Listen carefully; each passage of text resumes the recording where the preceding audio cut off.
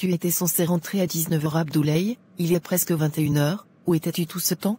Je sais, je suis désolé, mais j'ai dû finaliser quelques urgences sur le dossier de la construction de l'usine de Macenta. Tu sais que c'est un projet qui demande beaucoup de rigueur. Je comprends, mais il n'y a pas que le travail Abdoulaye, moi aussi, j'ai besoin de toi à la maison, tu dois apprendre à mieux équilibrer ta vie professionnelle et ta vie de couple. Tu as raison Aïssatou, je ferai l'effort de rentrer plus tôt comme toi, c'est promis. Ta journée s'est bien passée sinon, as-tu pu gérer ce que tu devais régler? Oui, tout est pratiquement prêt pour le lancement du chantier, et toi, comment ça s'est passé à la banque? Tu as pu gérer la situation avec le banquier pour le retrait des fonds? Oui, j'ai géré exactement comme on l'avait prévu, tous les documents ont été signés, et les fonds sont disponibles pour démarrer les travaux. C'est une excellente nouvelle, et au fait, tu as enfin rencontré Mokhtar mon ami. Oui, on s'est vu, il est très gentil, très professionnel, c'est quelqu'un de bien vraiment. Je t'avais dit que c'est un gars bien, c'est quelqu'un de fiable. Mais je pense qu'on devrait envisager de changer de banque, je pense qu'on pourrait trouver de meilleures offres et d'autres avantages ailleurs. Changer de banque, mais pourquoi? On travaille avec eux depuis des années, ils nous connaissent bien, ils nous facilitent beaucoup de choses. Tu as une raison précise? Non, pas de raison précise, juste une intuition, je pense que ça sera mieux pour notre développement.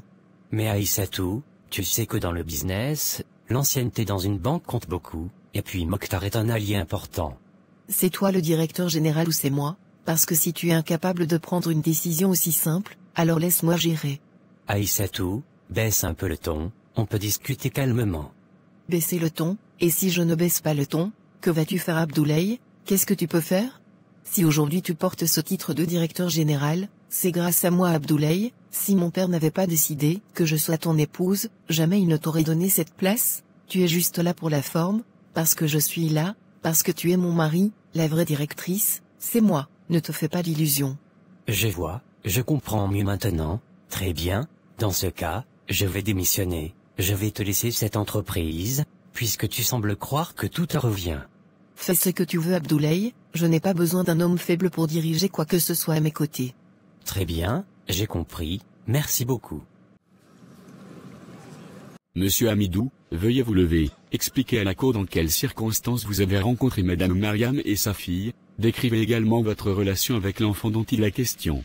Merci monsieur le juge, lorsque j'ai rencontré Mariam, elle était seule avec une enfant, elle m'a expliqué que, lorsqu'elle était tombée enceinte de sa fille, le père biologique monsieur Moussa avait disparu sans jamais donner signe de vie. Elle avait été rejetée par ses propres parents, contrainte d'abandonner ses études pour subvenir seule aux besoins de son bébé. Lorsque nous avons décidé de nous marier, j'ai choisi de reconnaître pleinement cet enfant.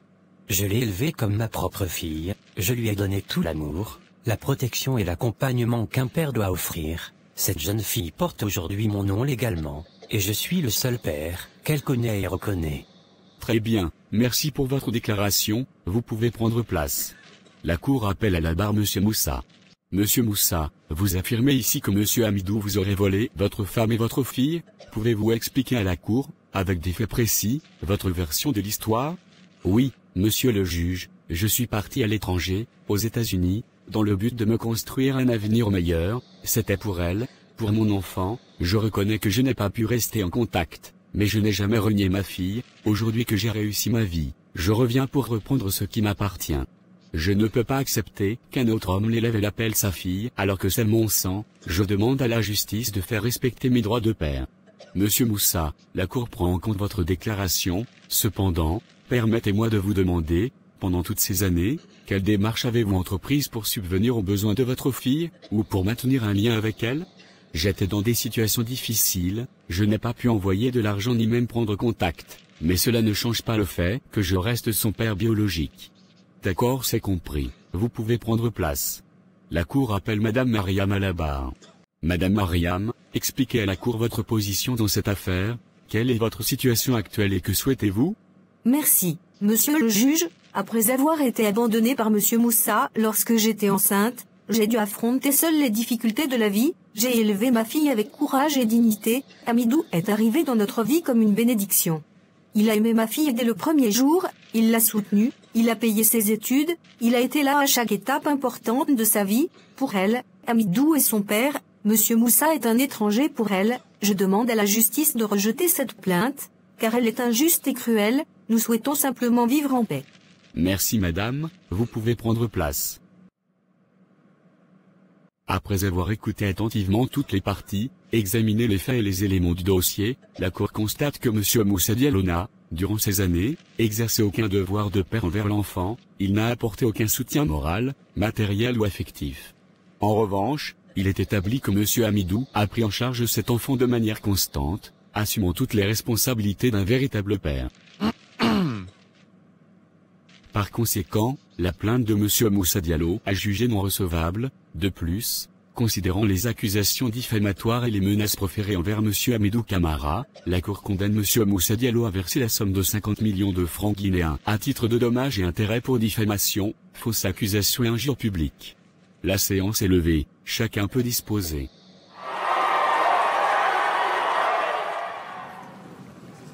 Alors Abdoulaye, tu m'as demandé à me voir de toute urgence, que se passe-t-il donc, je t'écoute. Merci monsieur Touré, en fait je suis venu vous informer de ma décision, et je souhaite vous présenter ma démission de la direction de l'entreprise. Ta démission, et pourquoi une décision aussi soudaine Abdoulaye, explique-moi clairement. C'est à cause de ce qui s'est passé avec Aïssatou votre fille, hier soir, nous avons eu une discussion au sujet de l'entreprise et de certains choix stratégiques, notamment concernant la banque avec laquelle nous collaborons. J'ai exprimé mon opinion, pensant que nous devions rester avec notre partenaire bancaire actuel qui nous a toujours soutenus, elle n'était pas d'accord, ce que je peux comprendre.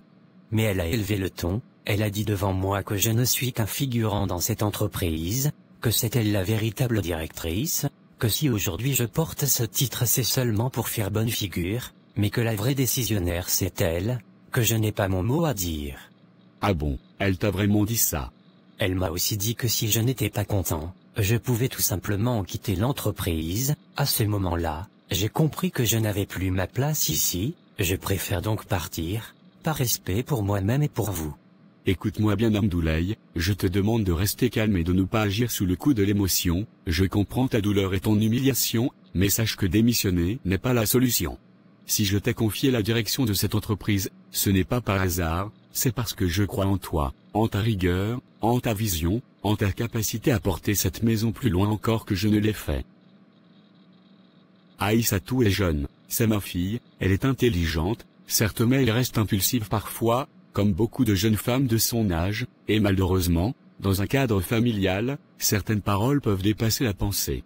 Mais ce n'est pas l'éducation que moi et sa mère lui avons inculquée, le respect du mari et du supérieur hiérarchique est fondamental, et je vais personnellement lui parler très sérieusement, elle doit comprendre qu'ici, tu n'es pas seulement son époux, tu es son supérieur, elle te doit respect et considération. Et crois-moi, elle le comprendra. Merci beaucoup monsieur Touré, je ne voulais pas vous décevoir en partant ainsi, mais je me sentais humilié et trahi. Je comprends mon fils, mais je te demande encore une fois de rester fort, les épreuves font partie du leadership. C'est aussi cela, être un chef, c'est savoir encaisser sans renoncer. Garde la tête haute, continue ton travail, montre-leur par ta compétence et ton intégrité que tu as ta place ici, et moi, je suis là pour te soutenir, je vais remettre de l'ordre dans tout cela. Merci beaucoup pour votre confiance et votre soutien monsieur Touré, je vais suivre votre conseil et continuer à me battre pour mériter cette position. C'est exactement ce que j'attendais de toi Abdoulaye, tiens bon, la grandeur d'un homme se mesure à sa capacité à surmonter les tempêtes. Je vais lui parler, et mettre les choses au clair avec elle, elle viendra s'excuser. Je n'ai pas vraiment besoin de ses excuses, elle n'a qu'à juste me respecter. Ne t'en fais pas, tout ceci sera réglé. Je vois bien que tu n'es pas totalement avec moi, est-ce que tout va bien de ton côté? Tu sais, entre nous, tu peux parler librement, on est entre hommes ici. Non t'inquiète, tout va bien, c'est juste un peu de fatigue. Arrête de me faire croire ça, je connais ce regard, c'est pas juste la fatigue, tu peux tout me dire Abdoulaye, je suis là, parle-moi, ça te fera du bien. Honnêtement Mokhtar, parfois je me demande si je n'ai pas fait une grosse erreur en me mariant avec Aïssatou. Quoi? Mais pourquoi tu dis ça? Qu'est-ce qu'il se passe? Elle a un caractère très difficile, elle passe son temps à me rabaisser, à me manquer de respect, même devant d'autres personnes parfois. Quand je ne suis pas d'accord avec elle sur une décision au travail ou à la maison, elle me parle comme si j'étais un moins que rien. J'ai l'impression de ne plus être un homme dans mon propre foyer.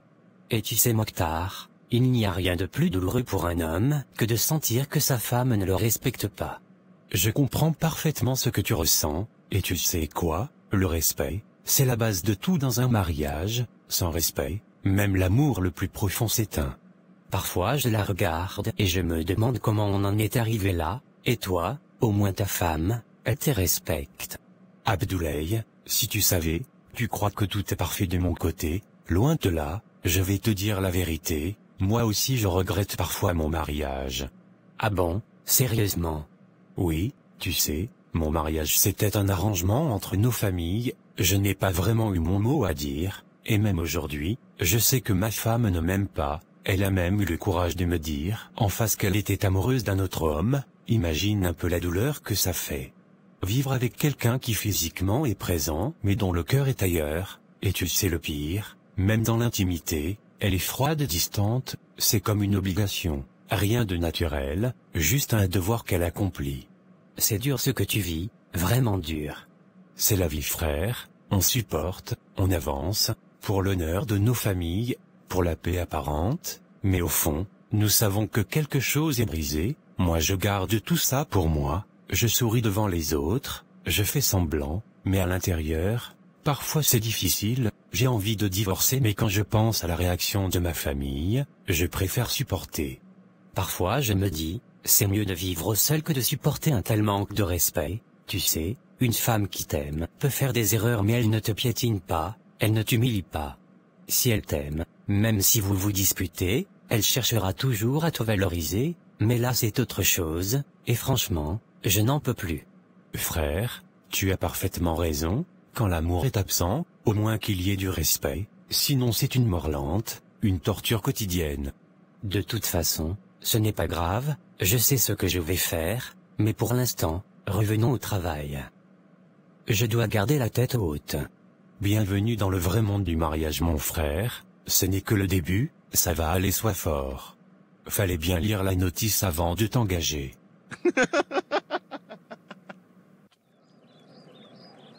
Médina, je voulais savoir pourquoi tu ne m'as toujours pas envoyé le dossier de l'inventaire des matériels, cela fait plus d'une semaine que je t'ai donné cette tâche et jusqu'à présent je n'ai rien reçu, tu sais pourtant que c'est urgent. Madame, j'avais justement commencé à travailler dessus ce matin, mais c'est vous-même qui m'avez demandé par mail d'arrêter temporairement l'inventaire, pour me concentrer sur le dossier de Kamsar avec la société minière, parce que, d'après votre mail, c'était plus urgent. Moi, je t'ai jamais demandé de laisser tomber l'inventaire, non je ne crois pas Médina, je n'ai jamais donné cet ordre concernant un travail aussi important, tu dois peut-être confondre ou mal comprendre ce qu'on te demande. Je comprends madame, mais si vous voulez, vous pouvez vérifier dans votre boîte mail, j'ai reçu un message de votre part me demandant de me concentrer en priorité sur Kamsar, c'est pourquoi je n'ai pas continué l'inventaire. D'accord, quoi qu'il en soit, laisse immédiatement le dossier de Kamsar, ce que je veux maintenant, c'est l'inventaire des matériels, et prêt à être envoyé à la banque, on ne peut pas débloquer les fonds sans ces documents, alors dépêche-toi de finaliser ce dossier et de me l'envoyer aujourd'hui même, tu m'entends bien? Oui madame, j'ai bien compris, je vais finaliser l'inventaire et vous l'envoyer le plus rapidement possible. Et Médina, je te le dis clairement, si tu veux vraiment rester dans cette entreprise, tu dois absolument apprendre à respecter les priorités et à exécuter rapidement ce qu'on te demande de faire, je n'ai pas le temps pour des employés qui ne suivent pas correctement les consignes, à l'avenir, fais attention, sinon je serai obligé de mettre fin à ton contrat, c'est compris? Oui madame, je comprends parfaitement, je suis désolé pour ce malentendu, je vais corriger cela immédiatement. Ici c'est moi la patronne, et tu fais ce que je dis de faire, c'est compris. C'est compris madame. Très bien, tu peux disp.